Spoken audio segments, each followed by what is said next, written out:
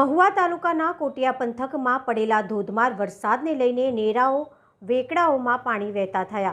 ભાવનગર જિલ્લાના મોટા ભાગના તાલુકાઓમાં આજે પણ કમોસમી વરસાદ વરસ્યો છે। સતત ત્રીજા દિવસે પણ વરસાદ વરસી રહ્યો છે। ત્યારે આજે જાણવા મળતી માહિતી મુજબ સાંજના 5:30 થી 6 વાગ્યાની આસપાસના સમય દરમિયાન મહુવા તાલુકાના કોટિયા કડમોદર સહિતના ગ્રામ્ય વિસ્તારમાં ધોધમાર વરસાદ વરસ્યો હતો। આ અંગે ખેડૂત અગ્રણી વહતુભાઈ કામડિયા પાસેથી જાણવા મળતી માહિતી મુજબ ધોધમાર વરસાદના પગલે અહીં નેરાઓ અને વેકડાઓમાં પણ પાણી વહેતું થયું હતું।